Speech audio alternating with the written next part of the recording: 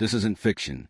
This is the incredible true story of Maya Rodriguez, a 24-year-old mother who was 3 days away from eviction with an empty fridge and a hungry baby when she made the most important mistake of her life. On the other end of that wrong number was Alexander Chen, a tech billionaire worth over $2 billion, who had built walls around his heart so high that he hadn't felt genuine human connection in years. But sometimes the universe has a way of bringing exactly the right people together at exactly the right moment. Sometimes a cry for help finds its way to the one person who needs to hear it just as much as the person needs to say it. Get comfortable, because what you're about to hear will make you believe in miracles again. Maya Rodriguez stared at the eviction notice taped to her apartment door, her hands trembling as she held her 8-month-old son, Diego, against her chest.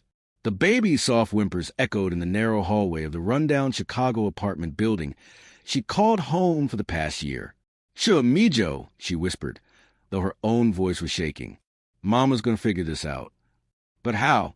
Maya had been asking herself that question every day for the past 3 months, ever since she'd lost her evening job at the diner when they cut staff. She still had her morning shift at the grocery store, but 22 hours a week at minimum wage wasn't enough to cover rent, utilities, diapers, and food. It had never been enough, but she'd been managing to scrape by with help from her sister Carmen and the occasional food bank visit. Maya unlocked her door and stepped into the tiny one-bedroom apartment. The refrigerator hummed loudly in the kitchenette, though she knew it contained only a half-empty container of formula, some expired yogurt, and a handful of carrots. Diego's diaper bag was down to the last 2 diapers, and she'd already watered down his formula to make it last longer. At 24, Maya had never imagined her life would look like this. She'd been studying to become a teacher when she got pregnant. Diego's father, Marcus, had seemed supportive at first, even excited about becoming a dad. But when Diego was born with a minor heart condition that required regular checkups and medication, Marcus had disappeared one night, leaving only a note saying he couldn't handle the responsibility. Maya had been on her own ever since. She settled Diego in his second-hand high chair and opened a nearly empty container of baby cereal. As she mixed it with water instead of formula to make it stretch, she felt the familiar sting of tears. She cried more in the past 8 months than in her entire life before Diego was born, but she always made sure to do it when he couldn't see. "You deserve so much better, baby," she whispered, spooning the thin cereal into his eager mouth. Diego smiled at her, formula staining his chin, and Maya's heart broke a little more. He was such a happy baby, despite everything. He deserved a mother who could provide for him properly. Her phone buzzed on the counter. A text from her landlord. Rent payment overdue. 3 days to pay or begin eviction process. Maya closed her eyes and took a deep breath.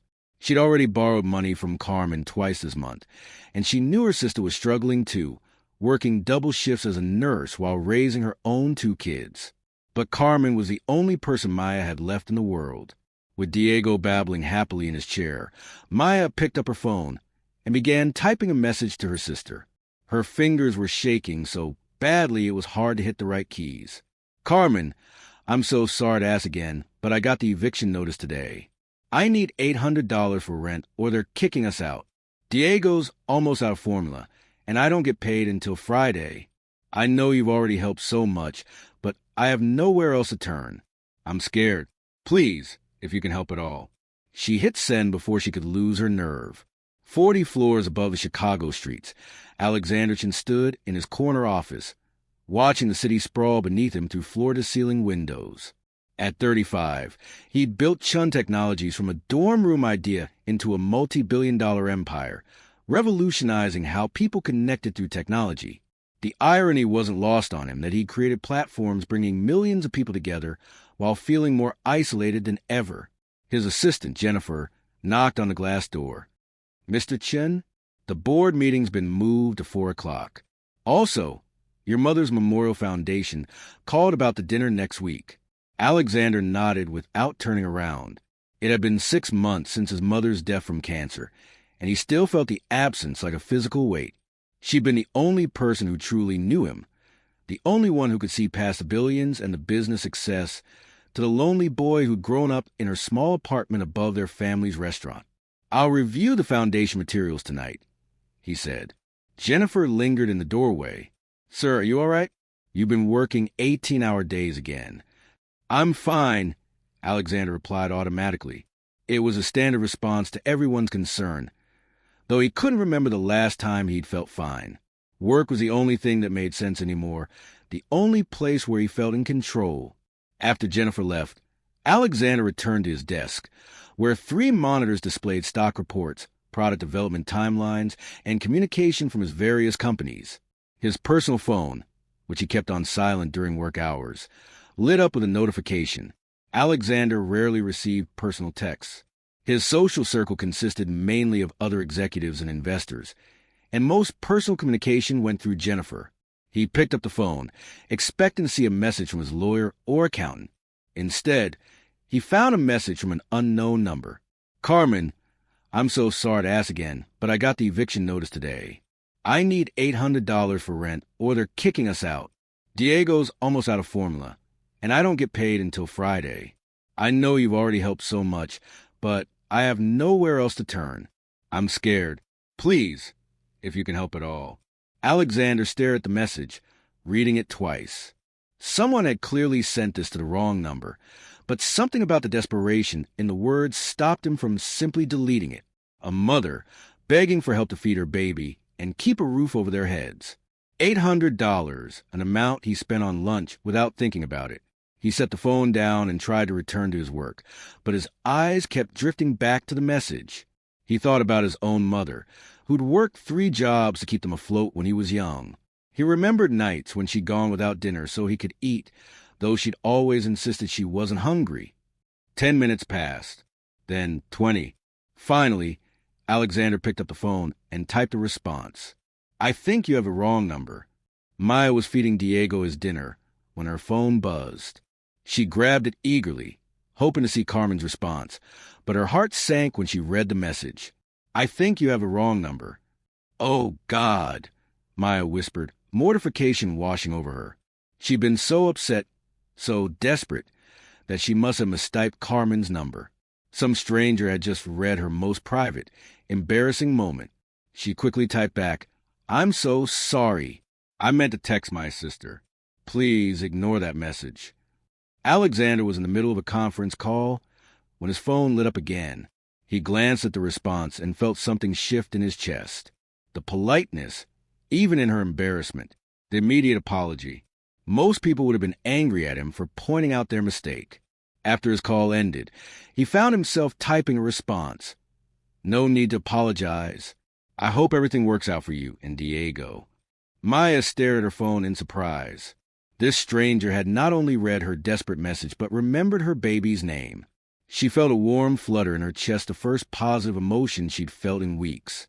"Thank you for being kind about it. Most people would have just ignored me or been rude." Alexander looked at the message for a long moment before responding. "Are you and your baby okay?" The question was simple, but Maya found herself blinking back tears. When was the last time someone had asked if she was okay? Really asked, not just as a polite greeting? "We're managing. Thank you for asking." That's very sweet of a stranger. Sometimes strangers are the safest people to talk to.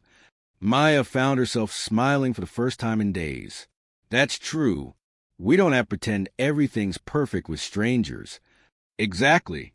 So are you really okay?" Maya hesitated. Something about this person's tone, even through text, felt genuine. "Safe. Honestly? No. We're not okay. But we will be. We have to be." Alexander stared at his phone, feeling something crack open in his chest. This woman's honesty was like a breath of fresh air in his world of corporate speak and careful diplomacy.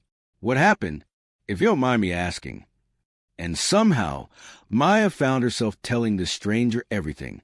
About Marcus leaving, about Diego's medical needs, about losing her job, about the eviction notice, about being 24 and terrified that she was failing her son. Alexander read every word, and with each message, he felt more connected to another human being than he had in months. Here was real struggle, real love, real courage. This woman was fighting for her child with everything she had, asking for help only when she had no other choice. You're not failing him, he typed. You're fighting for him. That makes you exactly the mother he needs. Maya had to set her phone down and wipe her eyes. This stranger's words meant more to her than he could possibly know. Thank you. I needed to hear that. I'm Maya, by the way. I'm Alex. He almost typed his full name, then hesitated. Something told him to keep this simple, genuine. Nice to meet you, Alex. Even under these weird circumstances. Nice to meet you too, Maya. That night, Alexander couldn't concentrate on the quarterly report spread across his home office desk. He kept thinking about Maya and Diego, about eviction notices and watered-down formula. He'd grown up with those struggles, but that was decades ago. He'd forgotten what it felt like to worry about basic survival. Unable to focus, he did something he'd never done before. He used his resources to verify a stranger's story. A few phone calls to contact in Chicago, a discreet background check that took 20 minutes to arrange. He told himself he was being cautious, protecting himself from a potential scam. But the information that came back painted a picture that made his chest tight. Maya Rodriguez, 24, single mother, employed part-time at a grocery store in Humboldt Park. No criminal record, no history of fraud or deception. A young woman who'd been on a roll in high school, had started college on a partial scholarship, dropped out when she got pregnant. Her son Diego was 8 months old, born with a minor heart condition that required ongoing medical care. She was exactly who she'd said she was, a mother trying to survive. Alexander walked to the windows of his penthouse apartment, looking out at the city lights. Somewhere out there, Maya was probably lying awake worrying about tomorrow, about keeping her son safe and fed. $800. To him, it was nothing, less than nothing. To her, it was everything. He thought about his mother, about the nights she'd cried quietly in the kitchen when she thought he was asleep, about the pride that had kept her from asking for help even when they desperately needed it, about how different their lives might have been if someone had reached out a hand when they were drowning. Alexander picked up his phone and started typing a message to Maya, then deleted it, started again, deleted it again. What was he doing? He didn't get involved in individual hardship cases. That's what his charitable foundation was for. He donated millions to organizations that help people like Maya systematically, efficiently. But something about this felt different, personal. Maya hadn't asked him for anything. She'd shared her story because he'd asked, because something about their strange connection had felt safe to her. She trusted him, this stranger whose name she didn't even know. The next morning, Alexander made a decision that would change everything. Maya was getting Diego ready for daycare when the knock came at her door. She peered through the peephole and saw a delivery man holding several large bags. "Maya Rodriguez?" he asked when she opened the door. "Yes." "Grocery delivery for you." Maya shook her head. "I didn't order any groceries." "There must be a mistake." The delivery man checked his tablet. "Says here it's already paid for. Anonymous gift. Should I bring them in?" Maya stared at the bags in confusion. "Anonymous? Are you sure you have the right apartment?" "Unit 2B, Maya Rodriguez, baby Diego." "That's you?" Slowly, Maya nodded. The delivery man brought the bags into her tiny kitchen, and Maya's eyes widened as she saw what was inside. Formula, diapers, baby food, fresh fruits and vegetables, meat, milk, bread, cereal. More groceries than she'd seen in her apartment in months. Who sent this?" she asked, but the delivery man was already heading back down the hallway. Maya stood in her kitchen, surrounded by abundance, and started to cry. Diego, sitting in his bouncer, clapped his hands at the colorful packages. With shaking fingers, she pulled out her phone and texted the only person she could think of. "Alex, the strangest thing just happened. Someone sent me groceries. Anonymous delivery. I don't understand who would do this." 3 blocks away, in his car outside her building, Alexander read the message and smiled. He'd wanted to see her reaction, to make sure the delivery actually reached her. He typed back, "That's amazing. Maybe you have a guardian angel. I'm sitting here crying over baby formula. Whoever did this, they saved us. I don't know how to find them to say thank you. Alexander watched through his tinted windows as Maya appeared at her apartment window, looking down at the street as if searching for answers. She was younger than he'd imagined, with dark hair pulled back in a ponytail and tired eyes that couldn't hide her fundamental warmth. "Maybe they don't need thanks," he texted. "Maybe helping you helped them too. I wish I knew who it was. I want them to know what this means. Diego's gonna have real food tonight. I'm gonna have real food tonight." I forgot what that felt like. Alexander felt something twist in his chest. When was the last time he'd felt the simple joy of a full refrigerator? When had he stopped noticing the abundance that surrounded him? "You deserve it, Maya. You and Diego both deserve to be taken care of. I keep looking out my window, wondering if they're out there somewhere, wondering if they know they just performed a miracle." Alexander looked up at her window, seeing her silhouette against the glass, and felt more connected to another human being than he had in years. She was right there, so close he could call out to her, but the distance between them felt infinite. His phone buzzed with another message. "Alex, thank you for listening to me yesterday. I think talking to you, having someone care enough to ask if I was okay, I think that brought this blessing into my life somehow. So thank you for being kind to a stranger." Alexander stared at the message, his heart racing. She was thanking him without knowing she was thanking him. The irony was almost too much to bear. Over the following weeks, Maya's life began to change in small but profound ways. Anonymous gifts kept appearing. A box of winter clothes for Diego in his exact size, a check for her electric bill paid directly to the utility company, a bag of medications for Diego's heart condition with a note that simply said, "For Diego's health." Each time, Maya would text Alex about the mysterious benefactor who seemed to know exactly what she needed. "It happened again," she'd text. "Someone paid my electric bill. Alex, I'm starting to think I have an actual guardian angel."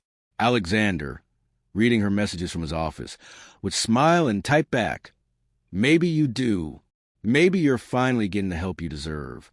Their conversations had evolved beyond the mysterious gifts. Maya found herself texting Alex throughout the day photos of Diego's first attempts at crawling, funny stories from her job at the grocery store, her thoughts about getting back to school someday. Alex responded with details about his work, carefully vague, his thoughts on the books he was reading, his memories of his mother. "I've never told anyone about my mom's cancer," he texted one evening. "How she kept working until 2 weeks before she died because she was afraid of being a burden." "I'm sorry you lost her," Maya replied, "but I can tell from how you talk about her that she raised someone special, someone who knows how to be kind to strangers." Alexander stared at that message for a long time. Maya saw a goodness in him that he'd forgotten existed, buried under years of corporate decisions and isolation. "What do you want to do when Diego's older?" he asked one night. "I want to finish my teaching degree. I want to show him that we can overcome anything if we don't give up. What about you? What do you want?" Alexander paused before typing his response. What did he want? He'd achieved every goal he'd set for himself, built everything he dreamed of building. But what did he actually want now? "I want to matter," he typed finally. "I want my life to mean something beyond money and success." "It already does," Maya replied immediately. "You've been a light in my darkest time, Alex. You've reminded me that there are still good people in the world. That matters more than you know." Their connection deepened daily. Alexander found himself checking his phone constantly, looking forward to Maya's messages more than any business meeting or deal. She made him laugh with her stories about Diego's antics, made him think with her questions about life and purpose, made him feel with her openness about struggle and hope. Maya, for her part, began to fall a little bit in love with a stranger who listened without judgment, who celebrated Diego's milestones through text messages, who somehow always knew exactly what to say when she was having a hard day. "I wish I could meet you in person," she texted one evening. "I feel like I know you better than people I've known for years." Alexander's heart raced as he read the message. He wanted to meet her too, more than anything. But how could he explain who he really was? How could he tell her that her guardian angel and her texting friend were the same person? "Maybe someday," he typed back, though he had no idea how to make that happen without destroying the trust they'd built. But the universe, it seemed, had other plans. Maya's world collapsed on a Tuesday morning when Diego woke up struggling to breathe. His lips had a blue tinge, and his usual happy babbling was replaced by labored wheezing. "No, no, no," Maya whispered, scooping him up. She'd seen this before. Diego's heart condition sometimes caused fluid buildup in his lungs, but had never been this severe. She called 911 with shaking fingers while wrapping Diego in blankets. The ambulance ride to Chicago Children's Hospital was a blur of sirens and paramedics talking in urgent, quiet voices that terrified her. In the emergency room, doctors rushed Diego away for tests while Maya sat alone in the waiting area, still in her pajamas, clutching her phone like a lifeline. Without thinking, she texted Alex. "Diego's in the hospital. His heart. I'm so scared. I don't know what to do. They won't tell me anything." Alexander was in a board meeting when his phone buzzed. He glanced down and felt his world tilt. "Excuse me," he said, standing abruptly. "I need to step out." He called his driver while walking to the elevator. "Chicago Children's Hospital. Now." In the car, he texted back, "I'm coming." "Which hospital?" "You don't have to come. I know you're probably working. It's Chicago Children's. I'm already on my way." Maya stared at her phone through tears. This stranger, this friend who'd never even seen her face, was dropping everything to be with her in her worst moment. 20 minutes later, Dr. Patel found Maya in the waiting room. "Ms. Rodriguez? Diego's stable now. The pneumonia put extra strain on his heart, but we've got him on medication to help with the fluid buildup. He's going to be okay." Maya collapsed into sobs of relief. "Can I see him?" "In a few minutes. I do want to discuss his ongoing care needs and the treatment plan going forward." That's when Maya's relief turned back to panic. "The treatment plan, how much will it cost?" Dr. Patel's expression grew gentle. "Let's focus on Diego's health first. We'll work out the financial details." But Maya knew what that meant. More medical bills she couldn't afford. More impossible choices between Diego's health and keeping a roof over their heads. She was texting Alex about the doctor's update when she heard a familiar voice behind her. "Excuse me, I'm looking for Maya Rodriguez." Maya turned around and saw a man in an expensive suit walking toward the nurse's station. He was tall, Asian, probably in his 30s, with kind eyes behind wire-rimmed glasses. Something about him seemed familiar, though she was sure they'd never met. "That's me," she said, standing up. The man turned toward her, and Maya saw his face change when he saw her. Recognition, shock, and something that looked almost like pain flashed across his features. "Maya," he said softly, and she felt a chill run down her spine. She knew that voice. "I'm Alex." Maya stared at the man in front of her, her mind struggling to process what she was hearing. This was Alex, her Alex, who'd been texting her for weeks, who'd listened to her fears and celebrated Diego's milestones. "You're Alex," she whispered. He nodded, looking as stunned as she felt. "Maya, I can explain." "Wait." Maya's eyes widened as pieces began falling into place. The anonymous groceries, the paid bills, the mysterious benefactor who always seemed to know exactly what she needed. "Oh my God, you're him, the guardian angel. It was you." Alexander's silence was confirmation enough. Maya sank back into her chair, overwhelmed. "I don't understand. Who are you?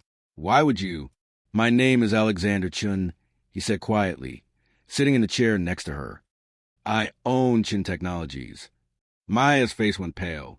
Even she knew that name, the billionaire tech CEO whose company had revolutionized social media. "You're Alexander Chen, the billionaire." "Yes." "And we've been..." Maya shook her head, trying to process the magnitude of the deception. Why didn't you tell me who you were?" Alexander looked down at his hands. "At first, I was just being cautious. But then, Maya, when you texted me that first night, you were so real, so honest. No one talks to me the way you do. No one sees me the way you do. Everyone else sees the money, the company, the success. You just saw me. But you lied to me." Maya's voice was barely above a whisper. "All this time, you've been lying." "I never lied about who I am inside," Alexander said desperately.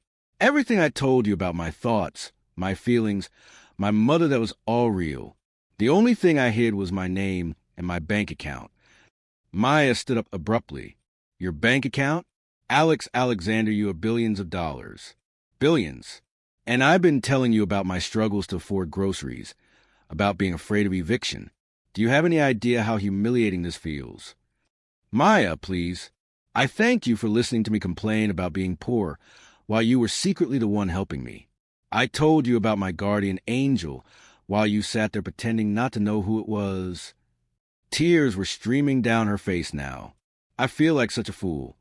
Alexander felt his heart breaking. You're not a fool. Maya, you're the most genuine person I've ever met. You're strong and brave and pathetic, apparently. The poor single mother who amused the billionaire with her problems. That's not what this was, Alexander said urgently. Maya, talking to you has been the best part of my day. Every day, for weeks. You made me remember what it feels like to be human. You made me remember what matters. Maya wiped her eyes with the back of her hand. I need to check on Diego. Maya, wait. But she was already walking toward the nurse's station, leaving Alexander alone in the waiting room, wondering if he'd just destroyed the most meaningful relationship he'd ever had. An hour later, Maya emerged from Diego's room. He was sleeping peacefully. Color returned to his cheeks, breathing easy. Alexander was still there, sitting in the same chair, staring at his hands. How is he? Alexander asked quietly. Better. They say he can go home tomorrow, if his breathing stays stable. Maya sat down 2 chairs away from him, maintaining distance. The doctor wants to schedule regular follow-ups and some additional tests. More medical bills I can't afford. Maya, don't. She held up a hand. Don't offer to pay for it. Don't throw money at this problem. I need to think. They sat in silence for several minutes before Maya spoke again. Why did you help me? Really? Alexander was quiet for a long moment. My mother raised me alone. We were poor, really poor. I remember nights when she would pretend she wasn't hungry, so I could eat. I remember her crying over bills when she thought I was asleep. I remember what it felt like to be small and scared and know that the person who loved you most in the world was struggling to keep you safe. Maya looked at him for the first time since learning his identity. When I got your text that first night, Alexander continued, it was like hearing my mother's voice. That desperation, that love, that willingness to swallow your pride for your child. I couldn't ignore it. So you felt sorry for me. No. Alexander's voice was firm. I felt connected to you. Maya, I've been alone for so long. Since my mother died, I haven't had anyone in my life who cares about me for who I am rather than what I can do for them. But you asked me about my day. You celebrated when I told you about small victories at work. You comforted me when I talked about missing my mom.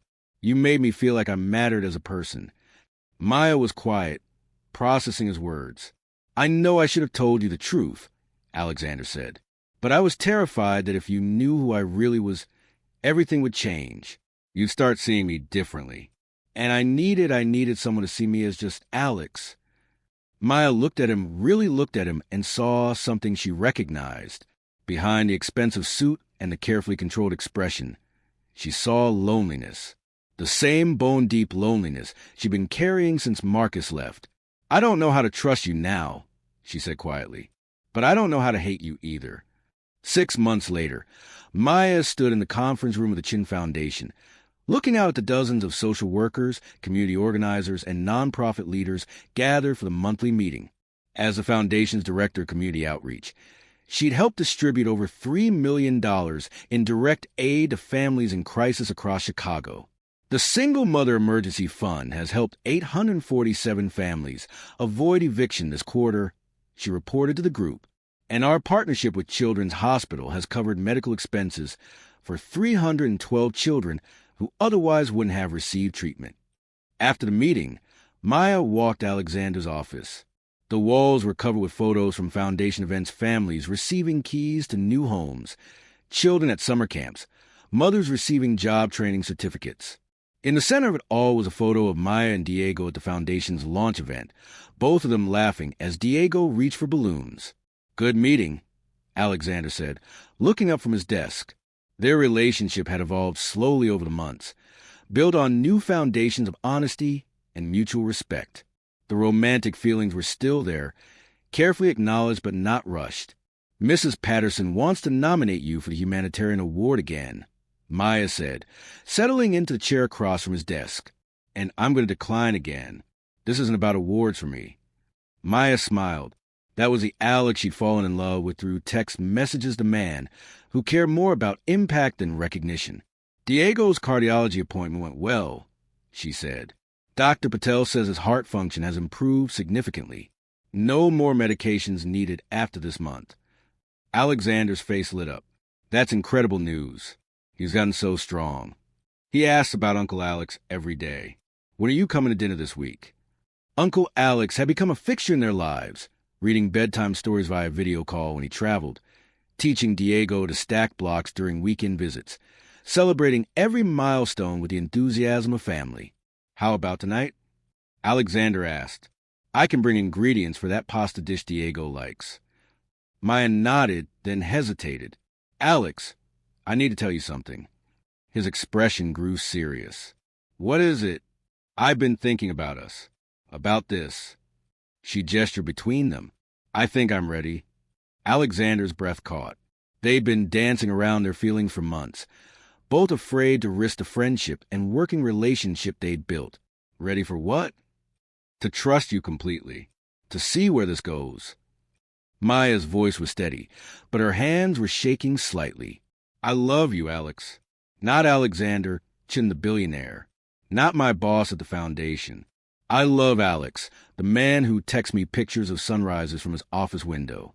The man who learned Spanish to sing lullabies to Diego. The man who holds my hand during Diego's doctor appointments and pretends he's not crying when the news is good. Alexander stood up and walked around his desk, kneeling beside her chair. Maya, I've been in love with you since that first week of text messages. You saved my life as much as I helped yours. So what do we do now? Alexander took her hands in his. We take it slow. We keep building what we built. We raise Diego together, help more families, and see what happens. Maya leaned down and kissed him softly. I'd like that. There's one more thing, Alexander said, reaching into his desk drawer. He pulled out a small velvet box, and Maya's eyes widened. Alex, what are you? It's not what you think, he said quickly, opening the box to reveal a simple silver necklace with a small heart pendant. I had this made for you months ago, before everything came out at the hospital. I wanted to give you something that wasn't about money or grand gestures. Just something that came from my heart to yours. Maya touched the pendant gently. It's beautiful. There's an engraving, Alexander said softly. Maya lifted the pendant and read the tiny inscription.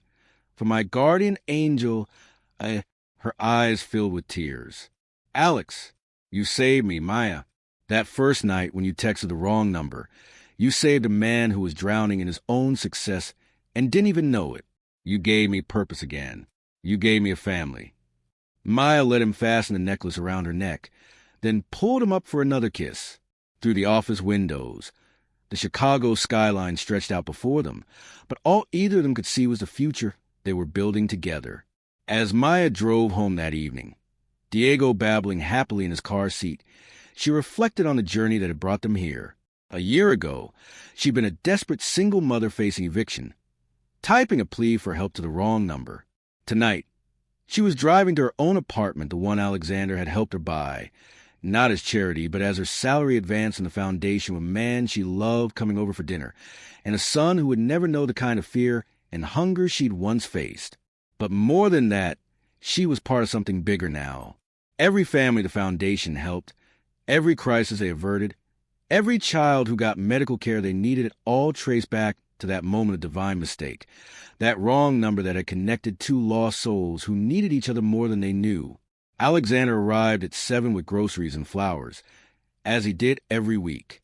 But tonight felt different. Tonight felt like a beginning rather than just another step forward. As they cooked together while Diego played on his blanket nearby, Maya thought about the hundreds of messages they'd exchanged over the past year. The late-night conversations about dreams and fears, the daily check-ins about work and weather, the photos of Diego's milestones shared with someone who celebrated them like family. "What are you thinking about?" Alexander asked, noticing her quiet smile. "Text messages," Maya said. "How everything started with a text message to the wrong number." Alexander laughed. "The best mistake either of us ever made. Do you ever wonder what would have happened if I had typed Carmen's number correctly that night?" Alexander considered this as he stirred the pasta sauce. "I think we would have found each other eventually. Maybe not the same way, but somehow, some people are meant to be in each other's lives." Diego crawled over to Alexander's feet, pulling himself up to stand and babbling excitedly. Alexander scooped him up, and Maya watched her son, their son, really laugh as Alexander spun him around. "Mama, look," Diego said, one of his newest words. Maya looked, and what she saw was everything she'd ever wanted. A family built on love and trust, a partner who saw her strength instead of her struggles, a future filled with possibility instead of fear. After dinner, as they sat on the couch with Diego asleep between them, Maya turned to Alexander. "I want you to know something. Even if you'd never helped me financially, even if you'd been just Alex the mystery texter forever, I still would have fallen in love with you. It was never about the money." "I know," Alexander said, stroking her hair. "That's why I love you, too. You saw my heart before you saw my bank account. So what's next for us?" Alexander smiled.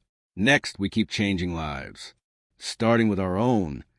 Maya looked down at Diego, sleeping peacefully in the safety of their love, and thought about all the other families out there facing the same struggles she'd once faced.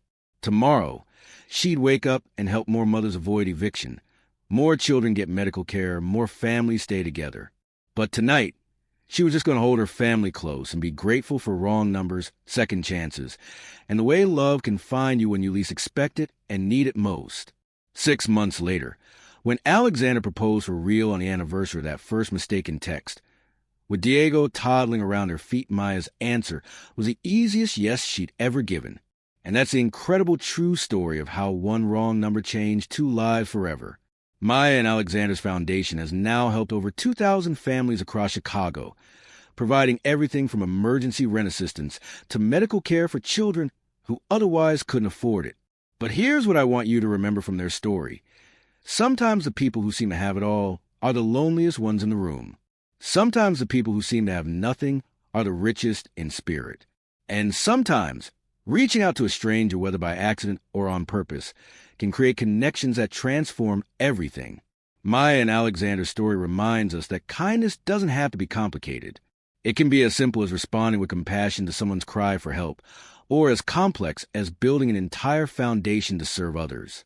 But it always starts with seeing the humanity in another person.